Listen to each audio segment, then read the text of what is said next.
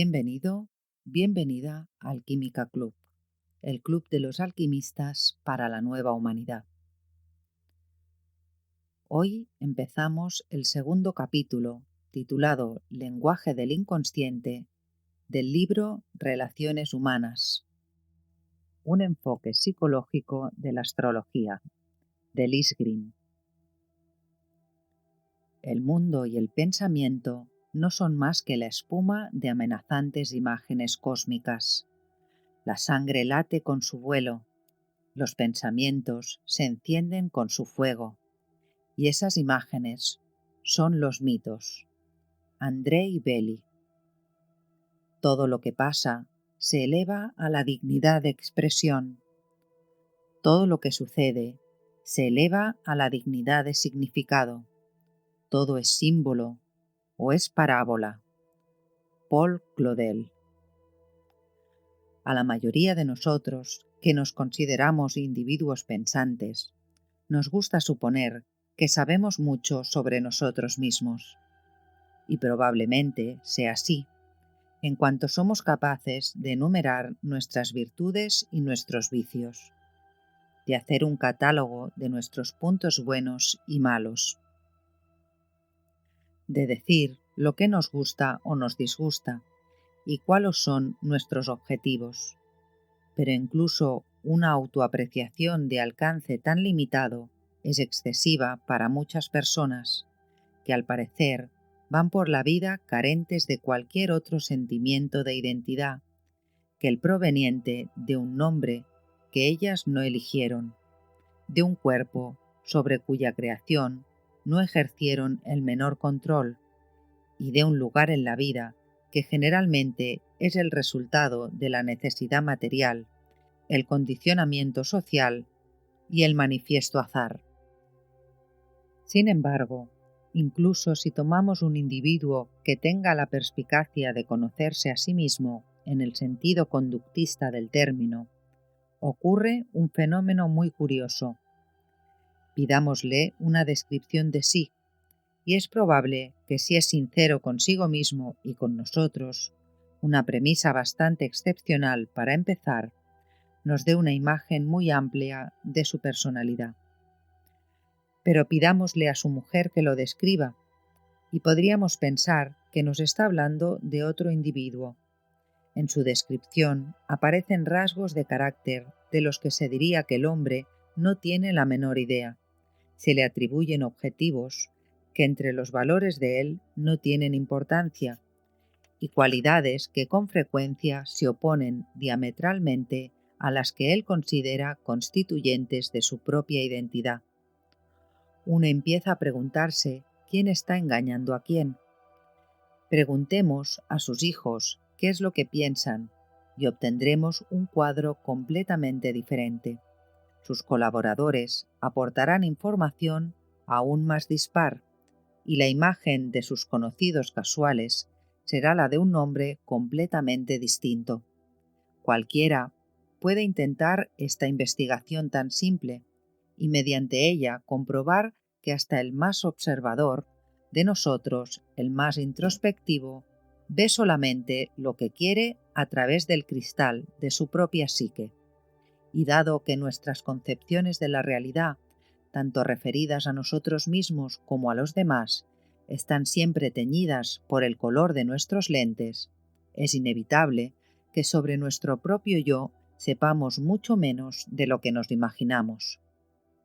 Debemos admitir que lo que está más próximo a nosotros es justo aquello mismo de lo que menos sabemos, aunque parezca ser lo que conocemos mejor que nada. Al margen de todo lo que se puede decir sobre las teorías freudianas del inconsciente, no podemos eludir el hecho de que el hombre contiene en su psique mucho más de lo que es accesible a las limitaciones de su percepción consciente. Ya sea que estemos realmente motivados por necesidades biológicas, como sostenía Freud, o por la voluntad de poder, como sugirió Adler, o por el impulso hacia la totalidad, como decía Jung, una cosa está clara. Habitualmente no tenemos conciencia de nuestras motivaciones, y dado semejante grado de ceguera, mal podemos estar en situación de percibir las de nuestros semejantes. Los conceptos de consciente y de inconsciente son difíciles de explicar, porque se trata de energías vivientes que, a diferencia de los órganos del cuerpo físico, no se prestan a la categorización. No obstante, la psique humana contiene un vasto campo de material oculto que por lo general solo es comunicable a través de canales a los que ordinariamente se pasa por alto o se los rechaza. La mayoría de las personas no entienden sus sueños y es frecuente que no hagan el menor esfuerzo por recordarlos o que los consideren un puro disparate. A las fantasías se las considera infantiles, a menos que sean eróticas, y en ese caso se las tacha de pecaminosas. Los estallidos emocionales se sienten como algo embarazoso, disimulado con excusas que van desde un problema de salud a dificultades en los negocios. Si nos atenemos al tema de las relaciones, quizá el de proyección sea el mecanismo más importante que poseemos y el que nos permite atisbar el interior de la psique. Proyección es un término que con frecuencia usamos en relación con el cine, y el significado que tiene en este contexto puede ayudarnos a entenderlo también en un sentido psicológico. Cuando vemos una imagen proyectada sobre una pantalla, la miramos y reaccionamos ante ella. En vez de examinar la película o la diapositiva que hay dentro del proyector y que es la verdadera fuente de la imagen. Tampoco miramos primero la luz que hay dentro del proyector y que, para empezar, es la que nos posibilita la visión de aquella. Cuando una persona proyecta sobre otra alguna cualidad inconsciente que existe dentro de sí misma, reacciona ante la proyección como si perteneciera al otro. No se le ocurre mirar hacia el interior de su propia psique en busca de su fuente. Entonces, tratará a la proyección como si existiera fuera de sí, y su impacto le movilizará, generalmente una gran carga emocional, porque ante lo que se encuentra es en realidad ante su propio inconsciente. Este sencillísimo mecanismo funciona cada vez que ante otra persona tenemos alguna reacción emocional irracional o de tintes muy subidos, ya sea positiva o negativa. Reintroyectar estas cualidades inconscientes, reconocerlas y reincorporarlas a nosotros mismos, para así poder percibir los inciertos límites de la identidad del otro, es la labor de una vida entera. Y ciertamente, no estamos cerca de lograrlo, sino que nos alejamos cada vez más, cuando el establecimiento o la ruptura de una relación responde a reacciones basadas en nuestras propias proyecciones. La proyección psíquica es uno de los hechos más comunes en la psicología. Nos limitamos a darle otro nombre y, como regla general, negamos que seamos culpables de ella. Todo lo que en nosotros mismos es inconsciente, lo descubrimos en el prójimo, y de acuerdo con ello lo tratamos. ¿Por qué hemos de atribuir a otros aquello que nos pertenece? Tal cosa es comprensible si consideramos las malas cualidades. Si hay un rasgo determinado que no me gusta en mí mismo, si reconocerlo es de hecho tan doloroso para mí que permanece inconsciente, ese fragmento no reconocido de mí mismo, en su ímpetu por expresarse, me atormentará dándome la impresión de que me enfrenta desde afuera. Pero es más difícil entender por qué hemos de renegar de nuestras cualidades positivas. Para lograrlo, debemos aprender algo sobre la estructura y las leyes de la psique, teniendo siempre presente que cualquier cosa que la psicología pueda decir sobre la psique es en realidad la psique que habla de sí misma, lo cual impide una completa objetividad. Después podremos volver sobre nuestro tema, la proyección. El yo es el centro del campo de la consciencia cotidiana y racional. Dicho muy simplemente, es lo que sé, o lo que creo que sé, que soy yo mismo. La conciencia consiste principalmente en lo que sabemos, y en lo que sabemos que sabemos.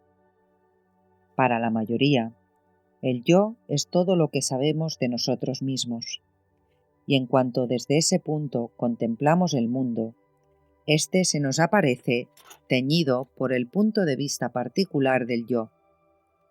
En cualquiera que lo vea de manera diferente, suponemos una obstinada estrechez mental, una mentira deliberada, o incluso podemos considerarlo anormal o loco.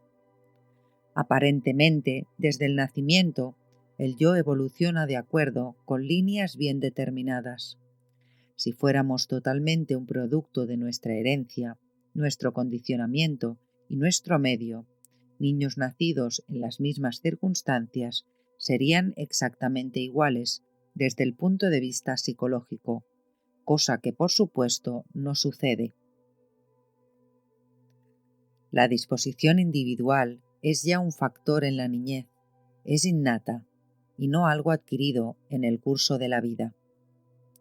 La astrología sugiere también que el temperamento es inherente al individuo desde el nacimiento, y entender algo de astrología puede ayudar a percibir la naturaleza de esa semilla que crece hasta convertirse en el yo adulto. La astrología no solo puede hablarnos del yo que conocemos, sino también de ese que no conocemos. El simbolismo de la carta natal refleja también la natural tendencia humana a vivir y evaluar la vida a través del yo, puesto que el horóscopo es un mandala que tiene en el centro a la Tierra, no al Sol. Nos muestra, en otras palabras, no la vida como realmente es, sino como se le aparece, como es vivida y percibida por la conciencia del individuo. A medida que avanzamos hacia la edad adulta, hay en nuestra naturaleza muchas cualidades que, aun perteneciéndonos indudablemente, no se incorporan al desarrollo del yo. Son cosas a las que se les debe permitir que vivan, pero que quizás sean inaccesibles para los padres, o contradigan las doctrinas religiosas. Puede ser que violen normas sociales, o en último término, y el más importante, pueden simplemente estar en conflicto con lo que más valora el yo. Algunas de estas cualidades rechazadas pueden ser negativas en el sentido de que sean destructivas. Algunas pueden ser positivas e incluso ser de mucho más valor, individual y socialmente, que lo que el yo ha hecho de sí mismo. De hecho, sin darse cuenta de qué es lo que está haciendo, un individuo puede valorar la mediocridad y sofocar el crecimiento de los gérmenes de originalidad y creatividad que lleva dentro de sí. O bien, su imagen de sí mismo puede ser excesivamente modesta y sus cualidades más sobresalientes quedan así relegadas al inconsciente. Todas estas cosas serán entonces proyectadas sobre un objeto adecuado. No solamente los individuos son susceptibles de convertirse en objeto de proyecciones. Puede ser una organización, una nación, una ideología o un tipo racial, lo que se convierta en foco de la proyección de nuestro lado oscuro y no reconocido. Es tan probable que esté proyectando un hombre que se opone violenta e irracionalmente al capitalismo como aquel que es igualmente irracional y violento en su reacción frente al comunismo. El sello distintivo de la proyección no es el punto de vista, sino la intensidad y la alta carga emocional de la reacción. Es posible estar en medio de una discusión entre dos personas y escuchar con azoramiento cómo cada una de ellas acusa a la otra de lo que ambas están haciendo. Cuando uno no está entre los participantes, una situación así es risible y al mismo tiempo trágica, como pueden testimoniar la mayoría de los terapeutas de pareja, pero cuando uno forma parte de ella, es presa de su propio mecanismo de proyección y tiene movilizado el inconsciente. Uno está absolutamente convencido de tener razón. Aceptar la dolorosa y omnipresente posibilidad de estar equivocado nos repugna, porque significa renunciar a ilusiones sobre nosotros mismos que acariciamos desde hace tiempo. Para vivir la vida sin esas ilusiones se necesita valor y un sentido moral que no tiene la menor semejanza con la idea, común en la sociedad, de una moral en la que todo es blanco o negro. No es asombroso que proyectemos, porque solo haciéndolo podemos seguir culpando a los otros de nuestro sufrimiento, en vez de reconocer que la psique contiene tanto la luz como la sombra, y que nuestra realidad es la realidad que nosotros mismos nos hemos creado. Sin embargo, la proyección y su posterior descubrimiento constituyen un vehículo de enorme importancia, mediante el cual podemos llegar a conocer tanto lo que hay oculto en nosotros como lo que no vemos en los demás. Es habitual que la proyección se haga sobre una pantalla que presente alguna ligera semejanza con la imagen proyectada, aunque por lo general la semejanza sea erróneamente interpretada como identidad.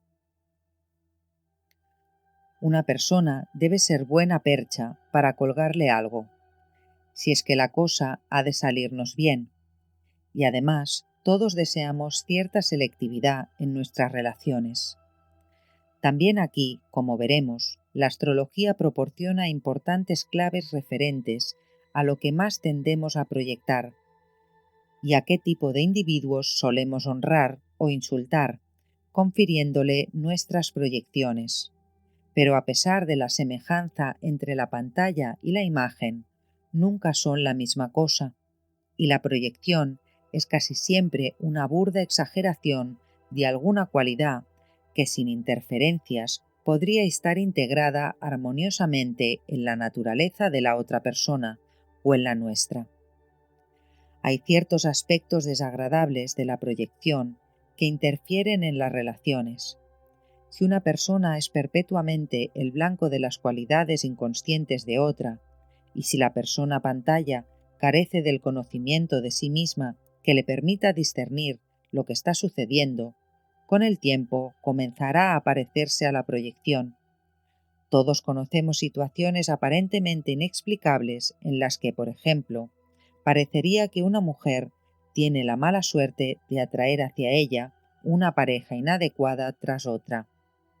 Es probable que cada uno de sus amantes la maltrate, aunque en sus relaciones anteriores ese hombre no haya dado muestras de tal comportamiento, y en esos casos tendemos a sacudir tristemente la cabeza, mientras murmuramos algo sobre la mala suerte de tal persona, sin llegar a reconocer jamás la connivencia inconsciente de ella misma con su situación.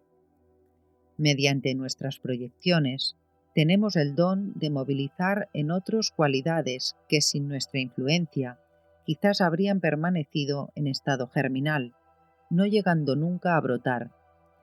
Nadie puede decir que su propia psique no contiene las mismas posibilidades para el bien o para el mal.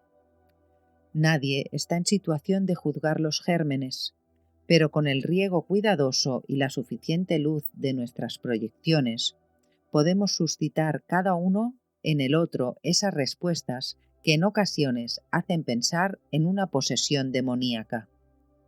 Probablemente, el hombre que supone a las mujeres voraces, manipuladoras y destructivas, pues en él hay alguna parte inconsciente con esas cualidades, ese hombre enmascare todo eso tras una actitud consciente de atracción hacia el sexo opuesto, y sin embargo, puede quedarse horrorizado al descubrir que todas las mujeres con quienes se vincula terminan intentando devorarlo, manipularlo y destruirlo.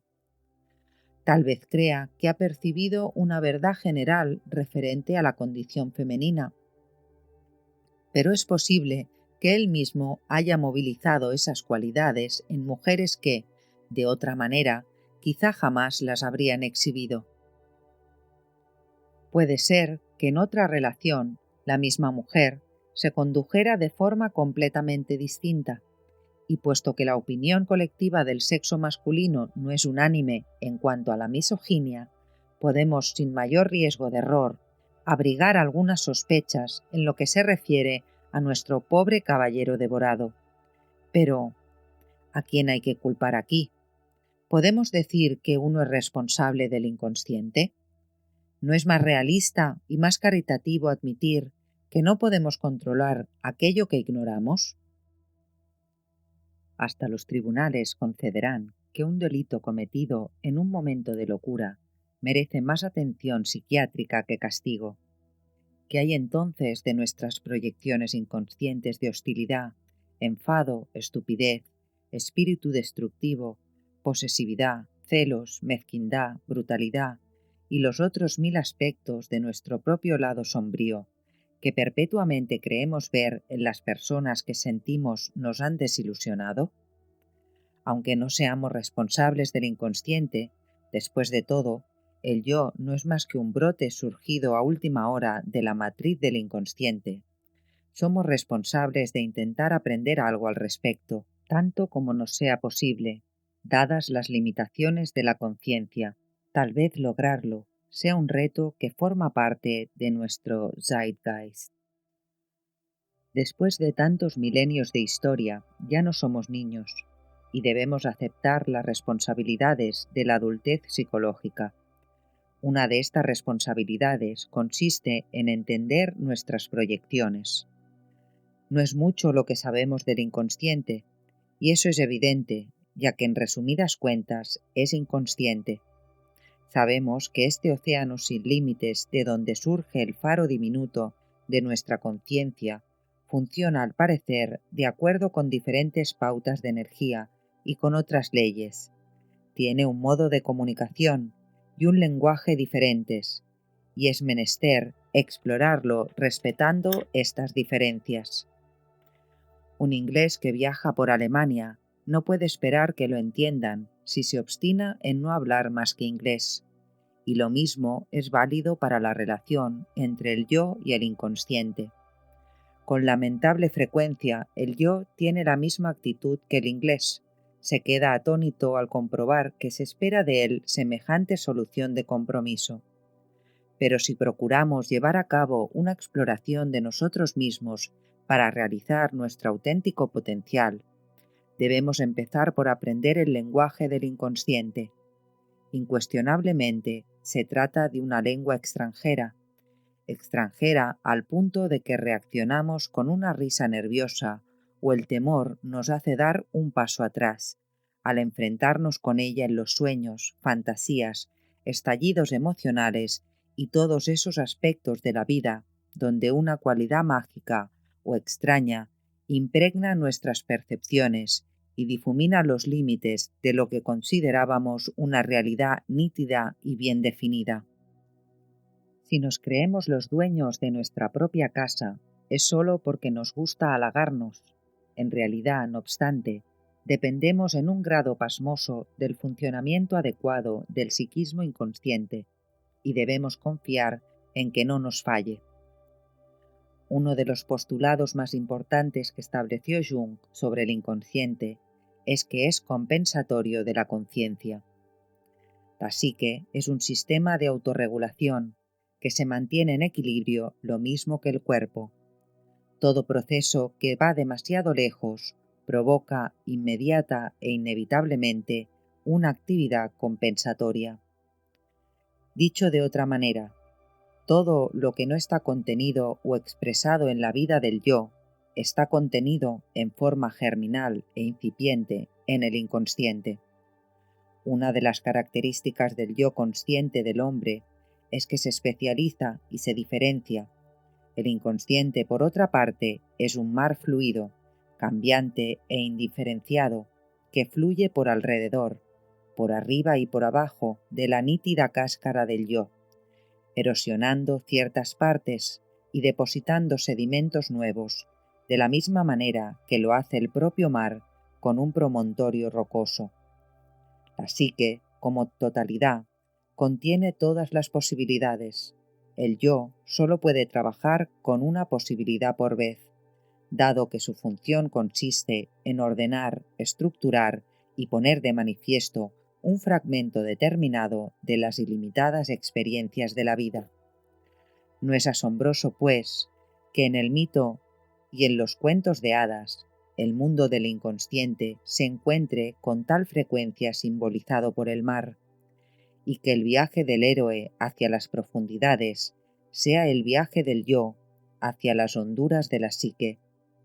El inconsciente es un mundo subacuático, lleno de criaturas mágicas y extrañas, y para los pulmones humanos, habituados a respirar aire, la inmersión total en el inconsciente es naturalmente una muerte psicológica. Esa muerte es lo que llamamos locura. A la luz de todo esto, puede uno comenzar a entender por qué el hombre que ha crecido de manera descompensada, cuyo yo ha evolucionado siguiendo una senda estrecha y a quien se le han negado todas las demás formas de expresión posibles, sea también aquel que más tienda a proyectarse intensamente sobre los otros, y a quien resulten más molestas las aparentes deficiencias de sus prójimos. El modo de expresión primero y principal del inconsciente es el símbolo. Vivimos toda la vida rodeados de símbolos, provenientes de nuestra propia vida interior, de las vidas de los otros y del mundo que nos rodea, pero con frecuencia olvidamos o desconocemos su significado y su poder. Un símbolo no es lo mismo que un signo. No es simplemente algo que representa alguna otra cosa. Los diversos signos que vemos por una carretera, por ejemplo, tienen significados específicos. No girar a la derecha, no aparcar o camino en reparaciones. Pero un símbolo sugiere, o de él se infiere, un aspecto de la vida que es inagotable en cuanto a la interpretación y que, en última instancia, elude todos los intentos del intelecto por fijarlo o limitarlo. Ni siquiera es posible sondear a fondo las profundidades de sus múltiples significados. Si puede uno catalogar tales significados en términos intelectuales, porque con frecuencia contienen antítesis que el yo consciente no puede percibir en forma simultánea. Además, el vínculo entre los significados de un símbolo no está dado por la lógica, sino por la asociación. Y las asociaciones pueden irradiar en múltiples direcciones contradictorias. No podemos tener conciencia de todas las asociaciones al mismo tiempo, ni tampoco establecer un perímetro para las extensiones de la asociación, como sí podemos hacerlo para el camino tan claramente definido de la lógica. Un símbolo es como una piedra que se deja caer en el estanque de la psique. Nosotros estamos en el medio del estanque, por así decirlo, y no podemos tener ojos en la nuca. Un símbolo suscita en nosotros una respuesta en el nivel inconsciente, porque pone en contacto asociaciones que no están conectadas lógicamente, y las fusiona en una totalidad coherente. Un ejemplo sencillo sería la bandera de un país cualquiera. Para un patriota, la bandera es un símbolo de todo lo que significa para él su país. Cuando está frente a la bandera, todos los valores emocionales y religiosos que ésta encarna, su sentimiento de la libertad o de la falta de libertad, su hogar, sus raíces, su herencia, las posibilidades del futuro y una miríada de asociaciones más que nunca podrían explicar por completo, se vuelcan sobre él en un solo instante, con una tremenda carga emocional. En este ejemplo sencillo e inadecuado se puede ver en parte el poder del símbolo. Una bandera puede suscitar odio, violencia, pasión, amor, sacrificio, autodestrucción o heroísmo, y puede precipitar a un individuo o a todos los de una nación en una reacción emocional sobre la cual no existe ningún control consciente. No hace aún 50 años que el símbolo de la esvástica, usado con inteligente frialdad y pleno conocimiento de su poder, ayudó a arrojar al mundo en el caos, e incluso ahora, cuando lo ve uno trazado a toda prisa en las paredes del metro o en los muros de un edificio, tiene la capacidad de provocar poderosas reacciones emocionales y un enjambre de potentes asociaciones. De manera muy semejante, los símbolos religiosos convencionales pueden tener un poder inmenso. El crucifijo de plata que pende del cuello del cristiano devoto, o la estrella de David que se cuelga el judío, tienen un significado que jamás se podrá comunicar con palabras y que, sin embargo, permite tener un atisbo de lo que para muchos es el misterio supremo y más sagrado, encarnado en una simple forma geométrica. La bandera, la esvástica, la estrella de David y el crucifijo son símbolos que fácilmente podemos identificar como tales. Pero hay a nuestro alrededor símbolos que no identificamos tan fácilmente, porque son expresiones de las pautas de energía subyacentes que dan forma a la vida misma. Estas líneas básicas de energía son lo que Jung llamó arquetipos, y aunque un arquetipo no tiene forma, se nos comunica por mediación de múltiples símbolos cuya naturaleza es de una vastedad tal que hace retroceder con respetuoso espanto al yo consciente. La naturaleza misma, como la humanidad, funciona de acuerdo con pautas arquetípicas que al mismo tiempo encarna.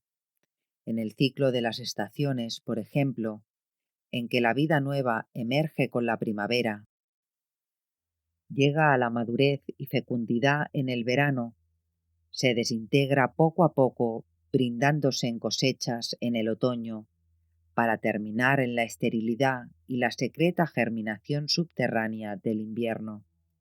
Podemos ver el ciclo de nuestra propia vida, desde el nacimiento a la madurez, la decadencia, la muerte y el renacimiento. El ciclo del sol en los cielos, elevándose por el este para culminar en el medio cielo, poniéndose por el oeste y desvaneciéndose durante la noche para luego volver a levantarse. Se les aparecía a los antiguos como el rostro de Dios, porque en el viaje solar veían reflejada la totalidad de la vida. A diferencia de nuestros antepasados, nosotros ya no adoramos al sol, pero seguimos reaccionando inconscientemente ante el símbolo. El crecimiento de una planta, desde la semilla a la hoja, de esta a la flor y nuevamente a la semilla, simboliza también este proceso vital, como lo hacen asimismo el menguar y el crecer de la luna, los ciclos de los planetas y las constelaciones. Así podemos empezar a entender por qué la astrología fue para los antiguos una mirada que penetraba en el funcionamiento del universo, porque toda experiencia del ser humano, si se la mira simbólicamente, revela su correspondencia con alguno de esos ciclos naturales en los cielos. El lenguaje de la literatura abunda en correspondencias similares, lo mismo que el del mito y el de los cuentos de hadas, e incluso nos valemos de ellas en nuestro hablar cotidiano, cuando nos referimos al flujo y al reflujo de la vida, del deseo y del amor, a su ritmo siempre creciente y decreciente. Se trata de cosas que es necesario meditar y sentir antes que analizarlas, porque los símbolos naturales de la vida nos hablan de la integridad y de la conexión con nuestros semejantes, con la corriente misma de la vida, pero esas son cosas imposibles de discernir si las vemos únicamente con el intelecto. Se podría llevar más lejos este punto de vista y sugerir que nosotros, los hombres, también somos símbolos, pues el universo todo es energía, y hay ciertas pautas de energía básicas y subyacentes, sin forma y sin embargo, con cualidades definidas, que al encarnarse toman forma humana. Freud dedicó mucho tiempo a demostrar que en los sueños todo es un símbolo de los órganos sexuales masculinos y de los femeninos. Lo que no se le ocurrió fue la posibilidad de que él hubiera entendido las cosas a medias y que los órganos sexuales masculinos y femeninos fueran a su vez símbolos de las misteriosas energías arquetípicas que los chinos llaman yin y yang. Tal como se le atribuye haber dicho a Jung, incluso el pene es un símbolo fálico, aquellas cualidades que asociamos con la masculinidad, la sinceridad, la voluntad, la constancia, la claridad, la franqueza, la fuerza, se reflejan en el cuerpo de cada hombre, así como las cualidades que asociamos con la femineidad, la sutileza, el recato, la delicadeza, la suavidad y la dulzura, se reflejan también en el cuerpo de cada mujer. Como resultado de la obra de Jung, tenemos razones para creer que el arquetipo, la energía básica como tal, existe antes de que haya una forma por mediación de la cual pueda manifestarse, o tal como le expresa la Biblia, que en el comienzo fue el Verbo. Cuando nos miramos las caras, vemos en ellas los símbolos de los rasgos de carácter inherentes, y eso lo expresamos instintivamente, al hablar de un mentón débil o una mandíbula decidida, de frentes intelectuales y narices rapaces, de ojos penetrantes y manos de artista.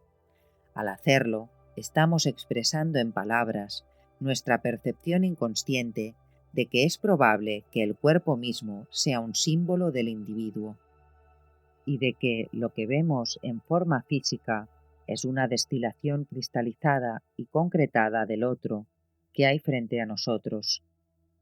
Es importantísimo tener en cuenta este principio, porque nos dice algo sobre lo que son en realidad la atracción y la repulsión sexuales. Un mundo muy diferente se abre ante nosotros si suponemos que incluso la realidad manifestada es un símbolo. Sobre esta base han sido establecidas todas las doctrinas religiosas y todo el pensamiento esotérico. La tradición de siglos de sabiduría secreta se genera en ese milagro de símbolo que la tabla esmeralda cristalizó en la frase «como arriba, así es abajo». Jung apunta en la misma dirección en su trabajo, pero él, en cuanto hombre de ciencia, estaba obligado a fundamentar sus ideas sobre la observación empírica antes que en la visión intuitiva, o por lo menos a respaldar su visión con hechos verificables. La psique emerge a partir de un principio espiritual que para nuestro entendimiento es tan inaccesible como la materia. En ambas frases subyacen las mismas pautas arquetípicas.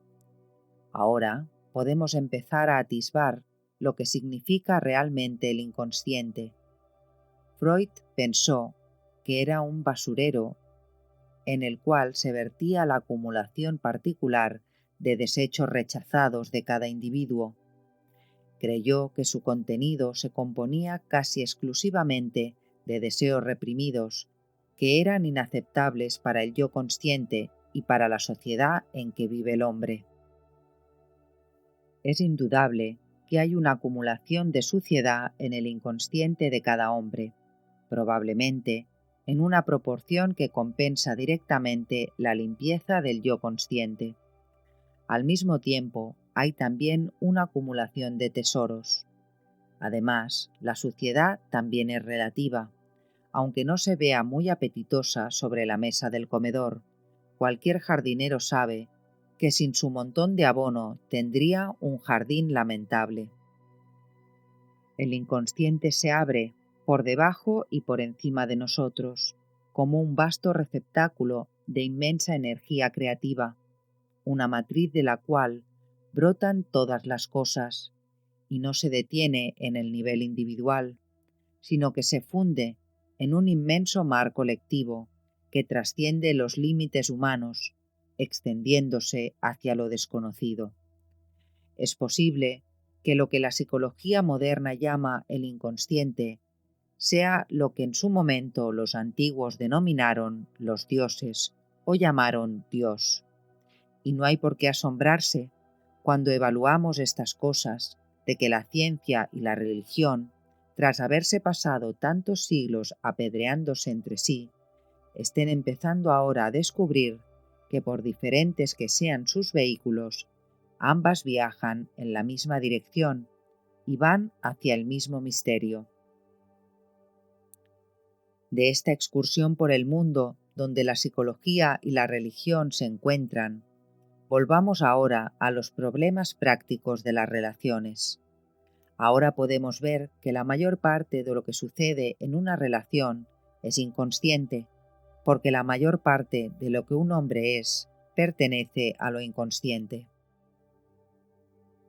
El misterio de por qué un hombre se siente atraído por determinado tipo de mujeres, por qué empieza su relación de determinada manera, por qué la relación sigue el curso que sigue y por qué el sujeto tropieza precisamente con los problemas con que tiene que enfrentarse, parece menos misterio cuando nos damos cuenta de que gran parte de lo que llamamos atracción y repulsión es en realidad atracción o repulsión referida a cualidades inconscientes interiores al hombre mismo.